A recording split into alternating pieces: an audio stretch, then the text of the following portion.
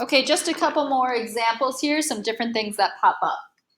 You will notice the 9 and the 3 do not have exponents. So we're not going to do the subtract exponents thing. They don't have the same base or anything. It's just 9 over 3. Now, if I just gave you 9 over 3, well, 9 divided by 3 is 3. So those are just normal numbers. So I'm just going to put a 3 out in front. Sorry, I missed that. For a to the negative third over to 5, you would subtract those exponents. And you'd have negative 3 minus 5. Always do top minus bottom. And you get negative 8. So I'd have a to the negative 8. And then I'm going to do the b's. I have 7 minus negative 2. Remember, that would turn into a plus, and you get 9. So now I'm here, and I just have to make sure I have positive exponents in my answer. So that a would move to the bottom, and b to the 9th would stay on the top, and that would be my final answer.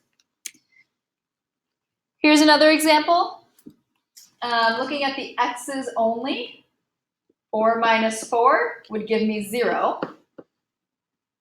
Negative 1 minus negative 5, remember that turns into a plus, and you get y to the 4th. And then don't forget that this has an invisible 1 there. So you're going to do 8 minus 1, and that gives you 7. Now, you might think this is okay to have as your answer, but you would never see this in multiple choice because x to the 0 just turns into 1. Okay, anything to 0 power is 1. So you could have this, but your final answer wouldn't, if it was multiple choice, you wouldn't see the 1. It would just look like this. Okay. And last couple ones for you. You can pause and try it on your own and then check with mine. That would be a good idea.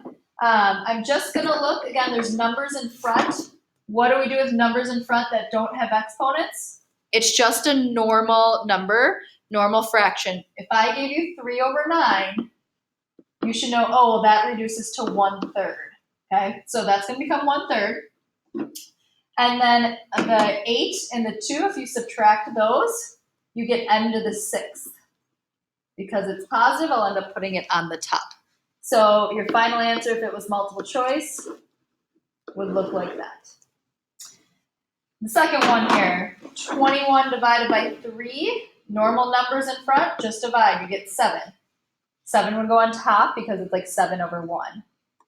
For the x's, you're doing negative 5 minus negative 3.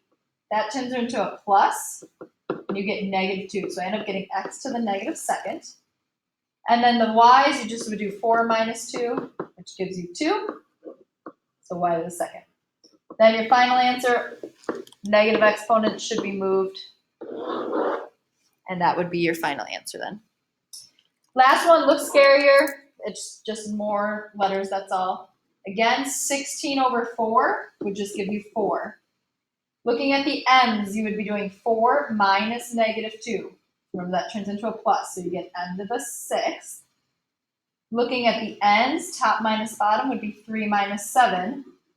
That gives you negative 4. And then looking at the p's, it'd be negative 3 minus negative 8. And you get 5.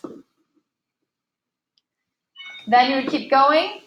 You'd have 4m to the 6th, p to the 5th on top, and n to the 4th would be on the bottom. If you would like to practice some more, there's some on the online book you can use. Or you're probably at this point okay to try the homework. So the homework is 7.5 day 1 on Schoology.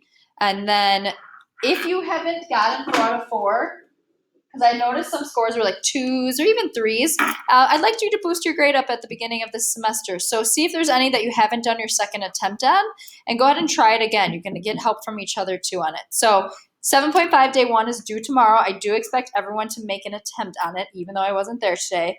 And then if you have time, which you should, redo any homework that you didn't get 4 out of 4 on. Hope you had a good day.